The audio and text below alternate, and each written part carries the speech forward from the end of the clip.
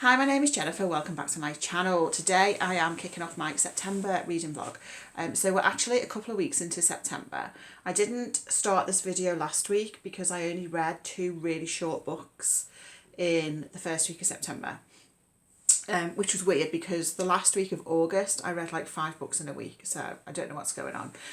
But thus far, 2 weeks into September, I've finished 3 books and I have had 3 DNFs. So I'll run through the DNFs first. None of these books were bad books, they were just books that I was not in the mood for. So there is Fear Stalks the Village by Ethel, Lina White. This is one of these British Library crime classics. This is about poison pen letters that are being sent to people living in this village, and I made it to about chapter 5. But the reason I DNF'd it was mainly because we're introduced at the start to a lot of characters who live in this village, and I struggle if there's more than like 4 characters in a book, so I just completely lost track of who was who, and it was also quite slow paced. So this is one that I would go back to at some point in the future, but for now I can go back to the library because I'm just not quite in the mood for it at the moment. Ethel Lina White is most famous, I think, for writing The Wheel Spins, which was made into the Hitchcock film The Lady Vanishes. I have not read that book, but I would like to. I also DNF'd The Disappearance of Signora Giulia by Piero, Chiara, which is translated from Italian by Jill Foulston. So this is published by Pushkin Vertigo, and I do think they publish really good translated crime fiction. So that was the reason I picked this up, because of the publisher. And it just wasn't quite grabbing me. It's about a woman who disappears, as you can tell from the title. And then there's an investigation into sort of what's happened, but it was a bit, I just wasn't quite into it, and there was just a lot of male characters, and I just wasn't feeling it. And I also DNF'd A Death in Tokyo by Keigo Higashino, which is translated from Japanese by Giles Murray. So I've read a few books by Higashino before and enjoyed them. There's a book called Malice, which I gave 5 stars to. This one got off to a really good start because within the first 4 pages we have a murder. There's a man who is found on this, I think it's like a famous bridge in Tokyo, and he is found stabbed. He's staggered onto this bridge from somewhere else, we don't know where, and then there's a mystery obviously around who killed him, but also why he has staggered particularly to this bridge, and he's collapsed by a statue of a mythical beast called a Kirin. So it got off to a good start because I like an early murder in a book. But then it just wasn't enticing me. It dragged a little bit. I do think sometimes with Higashino's writing, to me it feels a little bit stilted at times, and I don't know if that's his writing or if that's like a translation thing. But there was that as well, and I did skip to the end of the book to see what the solution was. So yeah, probably not one I would sort of bother picking up again in the future. On to the books that I have finished so far in September. First is The War of the Worlds by H.G. Wells. I read this for my library book club. We are meeting tomorrow morning, and I have even tabbed this up like a proper booktuber. Who am I? And I enjoyed this. This was first published in 1898, and I mean, I'm sure you've heard of The War of the Worlds, right? But it was interesting because even though obviously it's really famous, I didn't know the specifics of the plot, and I didn't know the ending. I'm not going to spoil that here, obviously. I think my main reference for War of the Worlds was the Jeff Wayne album, which when I was a child in the 80s we had on record, and it used to get played a lot. I think my brother was really into it when he was like really little as well, so that got played a lot at home. And I remember like the front cover of the album sleeve with like the Martians on there. So anyway, that was my main point of reference. But yeah, I enjoyed this. So this is told from the point of view of sort of a bit of an everyman character when these it's like a ball of light that sort of drops towards the earth, forms this big crater, and there's obviously an alien, a Martian, sort of like a machine like type creature in there, and it emits really strong heat and sort of it will kill anything that goes near it. And so at first it's like an isolated incident, and then more of it happens, and then we see the panic that spreads among people. The interesting things for me, I think, were the musings on what the intentions of the aliens might be, and sort of how they may perceive humans. I enjoyed it. I think the second half was sort of more interesting for me because we've got more of that. The first half was really just the descriptions of sort of the Martians landing, and then the second half was more sort of musings on what might be going on, what their intentions are, different things like that. So and I liked the ending as well. So I thought this was good. The only H.G. Wells I've read before is The Island of Dr. Moreau, which I wasn't super keen on. I preferred this one, but I'd probably quite like to read The Time Machine at some point as well. When I say at some point, I probably mean in the next 3 to 5 years. I also read Face by Benjamin Zephaniah. So this was Benjamin Zephaniah's first novel, which was published in 1999. He was best known as a poet, but wrote novels as well. This is a YA novel. And I liked this. So this is about a group of teenagers. The main character is called Martin. So there's Martin, he's 15 years old, he's got 2 best friends and a girlfriend. And right in the start of the book, he is involved in an accident which causes him serious facial injuries, hence the title. And so it's then about how he deals with that, how other people react to him as a result of these facial injuries. It is quite 90s, I mean, as you would expect, because it was published in 1999. And I, grew up in the 90s. I was at school in the 90s, so I quite enjoyed that aspect of it.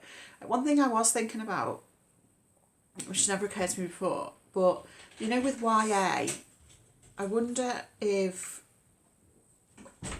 YA sort of ages quicker than sort of general fiction, because so in this there are, I guess, 90s references, any technology referenced is of the time, of course, the slang, different pop culture references, things like that. And I feel like they're probably more, that those sorts of things are probably more present in a YA novel than a general adult novel. So like if an author's writing for a current day YA audience, like in a few years' time, the next YA audience, because stuff changes really quick, doesn't it? Especially nowadays. So, because I imagine like a teenager reading this now, I'm not sure what they would make of it. I think themes in all fiction, but including YA, are, sort of consistent, aren't they, really? So like themes around friendship, finding your place, peer pressure, different things like that, but it's the other stuff surrounding it that I think will probably age quite quickly. One thing I did think about this was it felt to me like it was being written for a younger audience, like younger than YA, just in terms of the writing style. The content was definitely YA, but for me there was maybe a slight mismatch between the writing style and the content, but I did enjoy this. I thought it was a good book and I would read more by the author. Then I read Mina's Matchbox by Yoko Ogawa. This is translated from Japanese by Stephen Snyder. This has just been recently published in English. So it was first published, I think, in like 2005, 2004-ish in Japanese. As far as I know, this is the first time it's been published in English. I mean, I might be wrong about that. And I really like this. So I've read, as far as I know, I've read all of Yoko Ogawa's books that have been published in English. I've certainly read all the ones that are listed here. There's 5 on this list. My favourite is still Revenge, which is sort of an interlinked short story collection. But I really enjoyed this. I think this is one that a lot of people will like as well. So our main character is a young girl who is, I think, about 11 years old, called Tomoko. And no, she's 12. I was close. And after her father dies, she's sent to live for a year with her aunt and uncle and cousins. And it's set in the early 1970s, and it's about, I guess, her getting to know cousins. One of her cousins is called Mina. So it's about her friendship with Mina, her sort of coming of age. There are interesting sort of references from the time as well, like factual real life stuff that happened at that time, some of which I wasn't really aware of. Mina is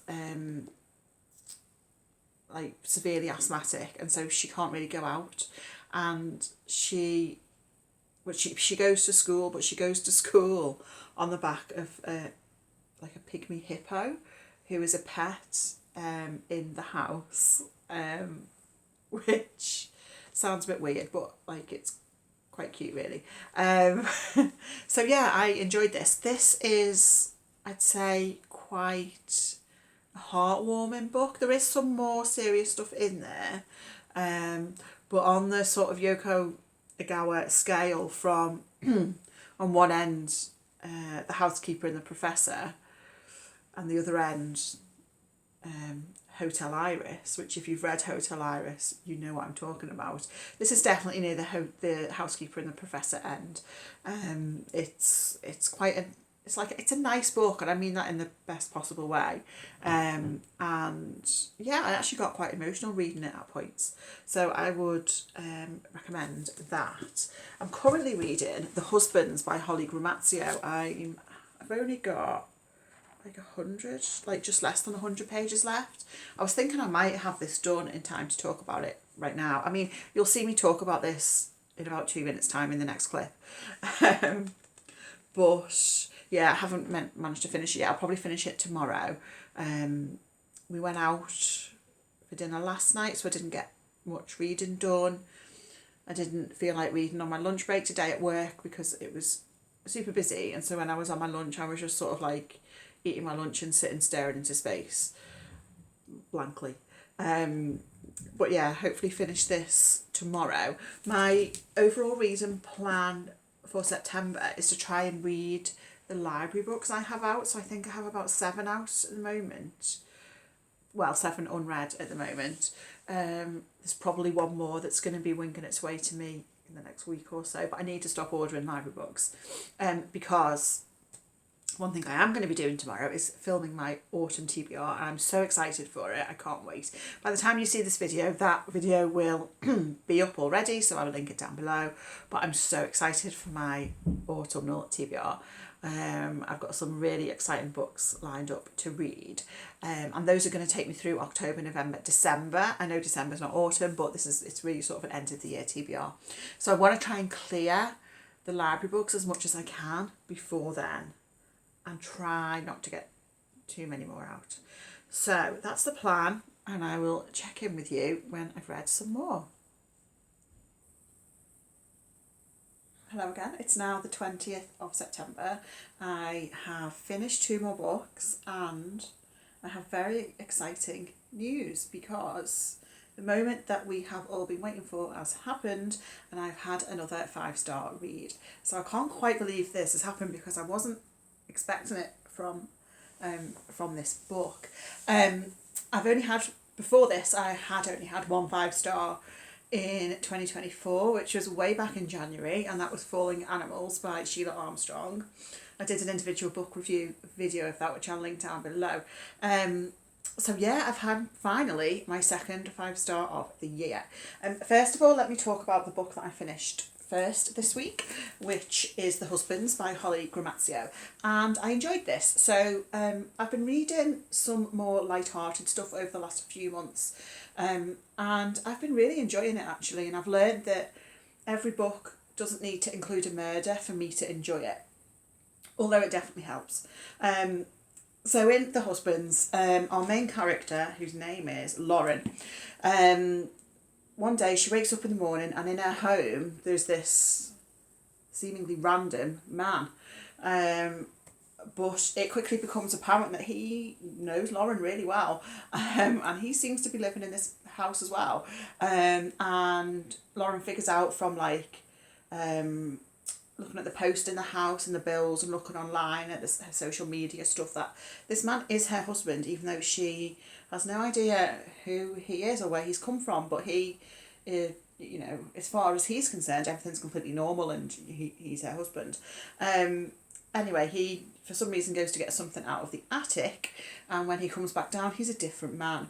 And this man, again, is her husband, who he himself has no idea anything weird's going on. And Lauren has to sort of try and figure out sort of the details of their relationship. So she'll look online to see where they met, how they met, different things like that. She doesn't say to any of these husbands that anything weird's going on. So from their point of view, nothing weird is going on. Anyway, so every time her husband goes up into this attic, he comes back a different man. And there are occasions when, once Lauren realises what's happening, when a man might come down and she'll only have to look at his shoes as he's coming down the ladder, and then she's like, oh, can you see if that box is up there? So we'll go back up to come down as someone else. It's sort of an exploration of the different lives that you could have or could lead. As Lauren is sort of looking back and trying to figure out with each different husband their story, she sees sort of the different lives she could have, and it's that idea of do you stick or twist? Do you stick with the husband that you have, or do you twist? Do you gamble on there being someone better coming down from the attic the next time? So it's sort of a bit like The Midnight Library by Matt Haig, but in my opinion a lot better. So I enjoyed this. I thought it was funny and entertaining. And now onto my 5-star read. So I wasn't expecting this because I've read a fair amount of books from this author and I really like this author's work.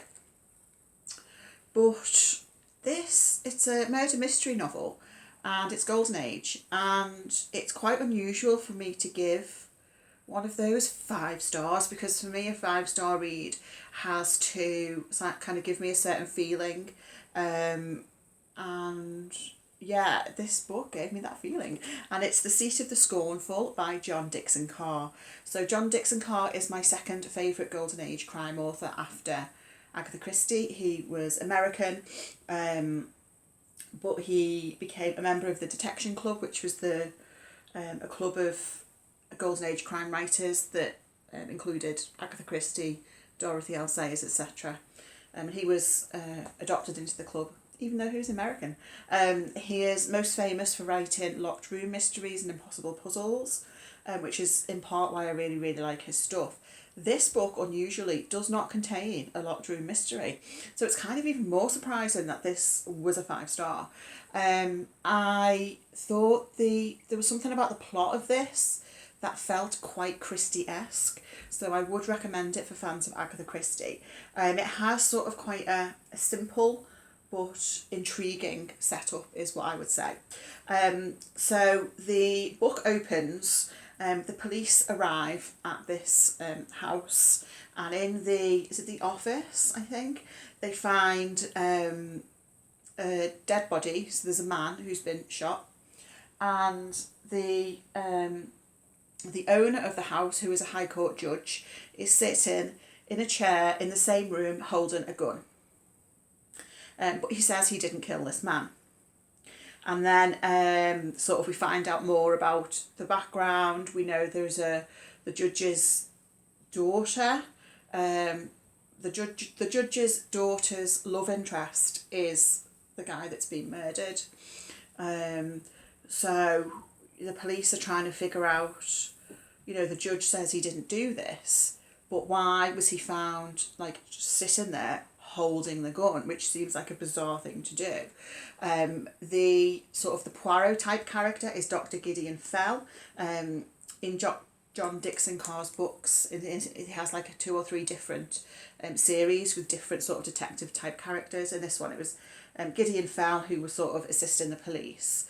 It's described on the back as being a fiendishly plotted masterclass of the mystery genre, and I would agree with that. I thought it was really well plotted. It was pacey. I thought the characters were great. There was a moment in the book that I actually thought was really creepy. And the whole sort of denouement section I thought was excellent. Really, really excellent. Kept me on my toes, thoroughly entertaining.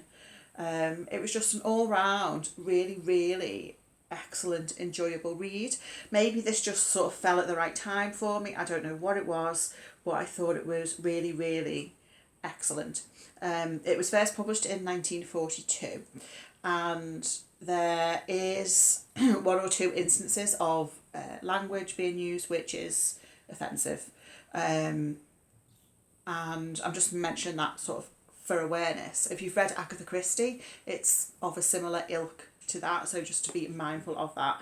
What the British Library crime classics put at the front of their books, because they're all of similar age, is they put like a note from the publisher which acknowledges that some of the language is offensive to a modern reader. I mean, potentially you could argue it was always offensive, of course, but and you know, they've not changed the text, although there is a word that is redacted in this one, but you can tell what word it is.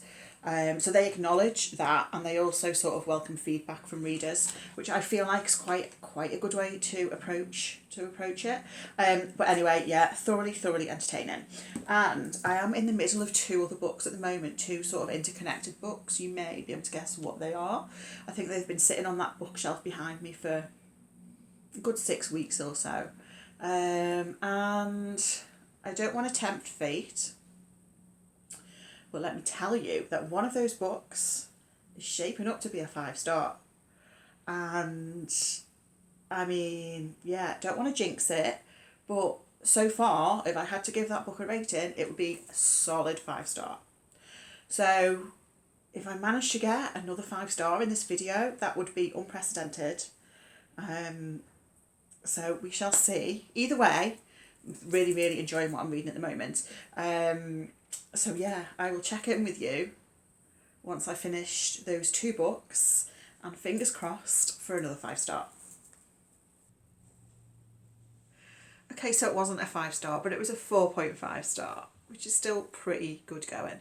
But before I tell you about which book that was, let me just tell you a quick little story about star ratings. So I went into town with my dad the other day, and we went to some second-hand bookshops and the library, and it was a lovely bookish day.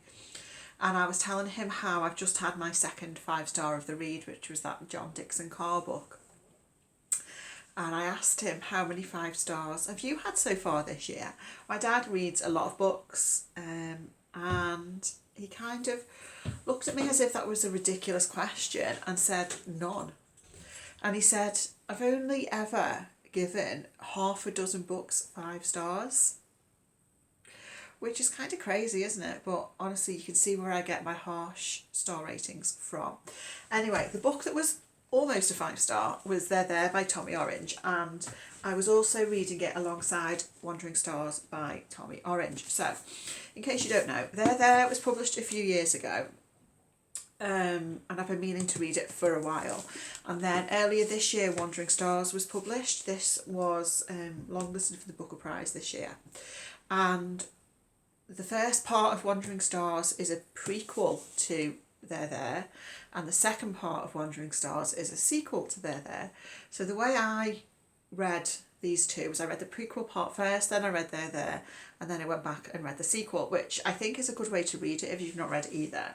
I think, you know, I've heard some people have just read Wandering Stars in isolation. Haven't read both of them. I'm not sure how that would work really, because I feel like that would be a bit like eating a sandwich without any filling.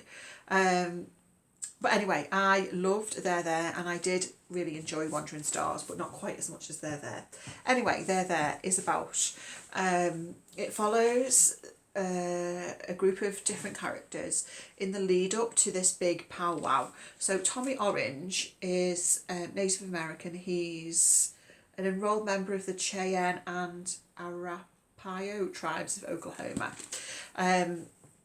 So there's a really interesting section at the very start of this book, actually, the prologue, which recounts sort of a brief overview of Native American history, and like there's some stuff in there that I wasn't really aware of. Now, I don't know a lot about American history in general, and in particular not much about Native American history, and I sort of knew like broad, vague, I had a vague understanding of things, but anyway, the prologue was really interesting, and it sort of recounts the barbaric acts that have taken place in history towards these people, and then the novel itself looks, as I say, at this group of characters and centres native identities and looks at different people's relationship to that identity, and what it's like to be part of those people, and as I say, we're building up towards this big powwow where something significant is going to happen, shall we say. I do think Tommy Orange is a really, really excellent writer, and one of the marks of good writing for me, I think, is when an author can write a sentence which perfectly sums up like a certain feeling that you sort of never knew you had, or that it just puts into words so eloquently something that feels very intangible otherwise. And so there was one particular sentence that I really liked, which I thought I would read out. It's very short. It says, "While I was talking, something in me reached back to remember all that I'd once hoped I'd be and placed it next to the feeling of being who I am now."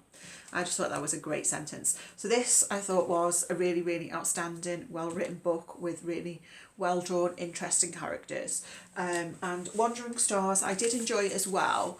The prequel part, so at the start of Wandering Stars, we get like a family tree, and going through the generations, that's what a family tree is, obviously.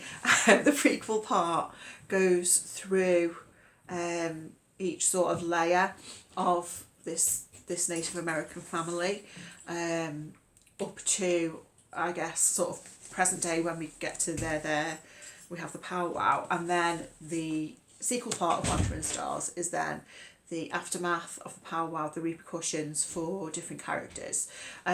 For me, for some reason, during the second half, I lost momentum a little bit in Wandering Stars, and I'm not sure why, because I think it's a really, really strong book. I think Tommy Orange is a great writer. So yeah, overall, I did really enjoy both of these. I would really recommend reading both of them, and yeah, like really, really excellent. And I've still got another 4 or 5 books to talk about, I think. There is one DNF, and it was a book that I was reading for my work book club, and it's The Persian Boy by Mary Renault. I made it as far as page 58, and let me tell you, that was me persevering to get to that point. This is just the opposite of my kind of book anyway. Sort of historical fiction about real people is just never something that appeals to me very much. And this is, so it's about a young boy, Bagoas, who is sort of sold into slavery, and he becomes a an attendant in Alexander the Great's household, and then it's sort of about his relationship with Alexander the Great. There is a lot of brutality in the book, like right from the start. It's something that, you know, the book doesn't shy away from, and it was partly the fact that this is just really not my cup of tea, but also that with the sort of the violence as well, I just decided to DNF it. The book group, a couple of people in the book group really liked it. A couple of people hadn't finished it either, but were intending to finish it still. And then, yeah, the general consensus was people weren't super keen on it. There's 2 people in my book club at work who say they never DNF. So that's interesting. There's one book that I read which has already gone back to the library, which is Mort by Terry Pratchett. So this was my first time reading Terry Pratchett and I really enjoyed it. So Mort is about a young man who his family are trying to encourage him to like get a job, find a career, find what he wants to do in life. And he goes to this apprentice fair one day and he ends up becoming an apprentice to Death. And so Death then sort of takes him under his wing and is showing him what he does for his job. It's very funny. I really liked how Death in the book, when Death is speaking, his bits are just like in capital letters all the time, and it's just very funny. It was a really fun sort of light-hearted read, and I already have Equal Rights by Terry Pratchett out from the library already to read next month, so that was a great hit. I read The No Mask Murder by Akimitsu Takagi, which is translated from Japanese by Jessie Kirkwood, and I really enjoyed this. This is quite a short little mystery novel, and it features a locked room mystery. The book centres around this family who live in this big old mansion, and there have been visions of something wandering around the mansion at night wearing a no mask like this on the cover.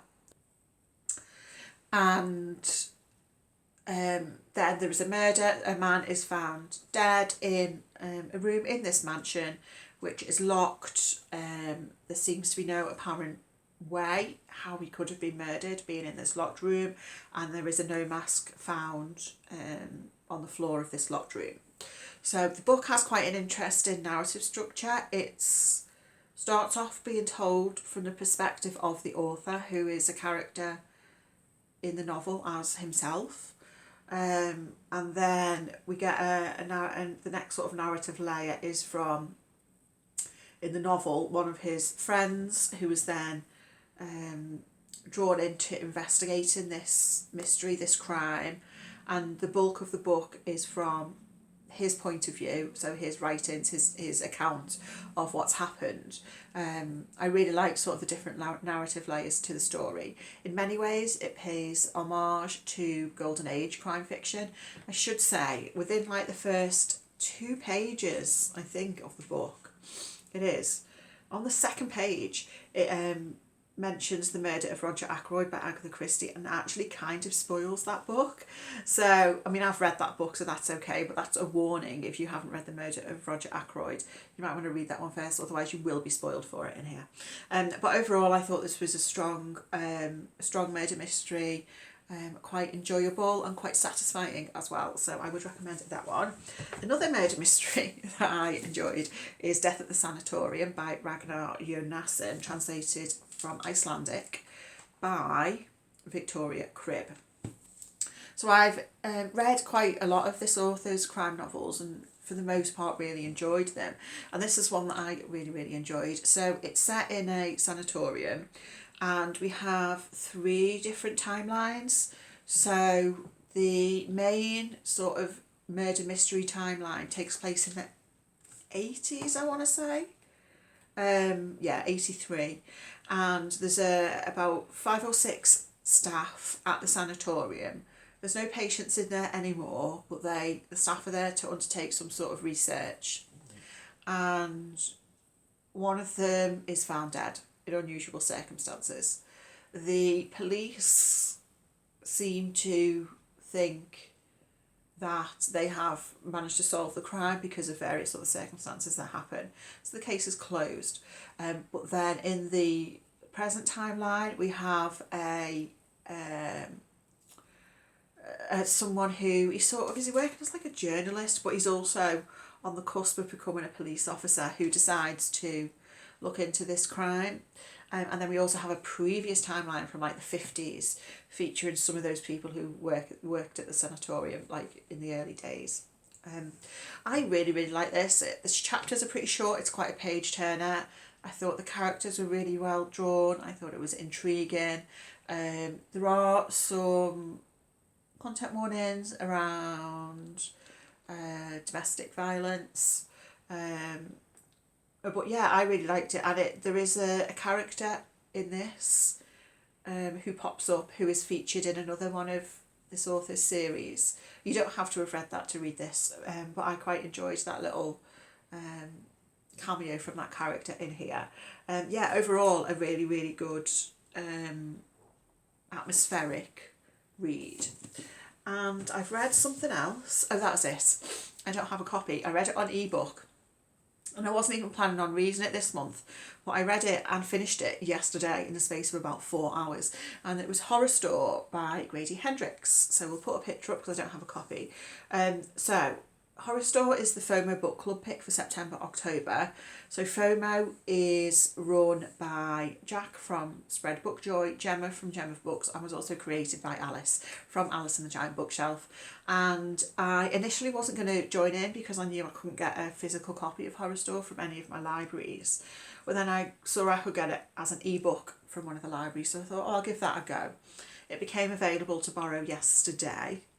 So I downloaded it and I thought, oh, let's just have a quick look and see what it's like, because if you don't know, Horrorstor, the physical book, is made to look like an IKEA catalogue. So I wasn't sure how that would work in ebook format. So I was like, okay, let's have a look, let's see what it's like.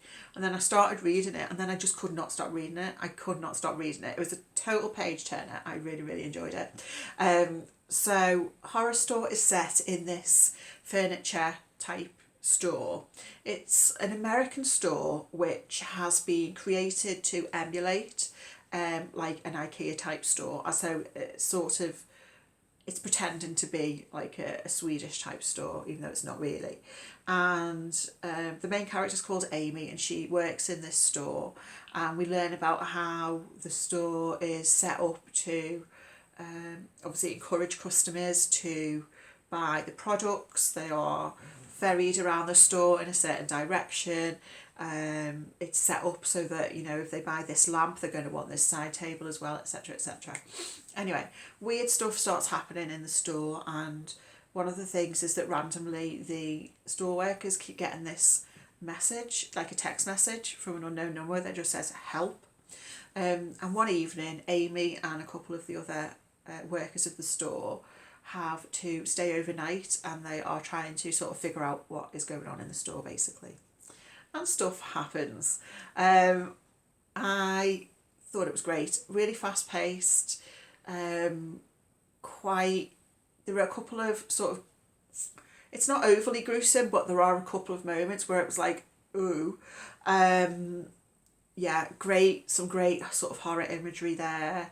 And I thoroughly enjoyed it. It was such a great page turner.